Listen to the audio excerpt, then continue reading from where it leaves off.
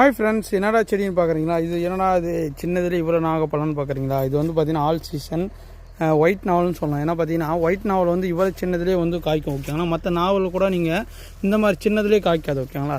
White நாவலும் தாய்ப்பாட்டி இன்னொன்று வந்து தாய்க்கிங் நாவல் மட்டும்தான் உங்களுக்கு காய்க்கும். இது பாருங்கள் எந்த அளவுக்கு கொத்து கொத்தாக காய்ச்சிருக்குன்னு. மேக்ஸிமம் பார்த்தீங்கன்னா எல்லாமே இங்கே கோழி இருக்குனால பார்த்தீங்கன்னா கோழியெல்லாம் சாப்பிட்றச்சு. இங்கே பாருங்கள் எந்த அளவுக்கு கொத்து கொத்தாக இருக்கும். பழம் எல்லாமே பார்த்தீங்கன்னா இந்த கலரில் தான் வரும், ஓகேங்களா? நம்மக்கிட்ட வாங்கினா ஒயிட் நாவல் உங்களுக்கு யாராக்கிட்ட காய்ச்சி இருக்குன்னு நீங்கள் சொல்லுங்கள். இது பெஸ்ட்டான வெரைட்டிங்க, வந்து சீசன் கிடையாது, எல்லா சீசனும் காய்க்கும். டேஸ்ட் வைஸில் சூப்பராக நல்லாவே இருக்கும், ஓகேங்களா? நல்லா பார்த்தீங்கன்னா இந்த மாதிரி கலர் ஆகும்போது நீங்கள் சாப்பிட்டிங்கன்னா நல்லா சக்கரை மாதிரி நல்லா சுவையாக இருக்கும், ஓகேங்களா? அதே மாதிரி நாவல் பழம் சாப்பிட்டா சுகர் வராது, எல்லாத்துக்கும் யூஸ் ஆகும்.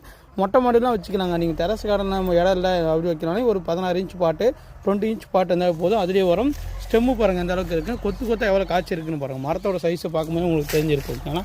பழம்லாம் அவ்வளோ ஃபுல்லாக பழுத்து இருக்குங்க பாருங்கள். அழகாக அப்படியே பார்க்குறதுக்கு அந்த அளவுக்கு இருக்குன்னு பாருங்கள்.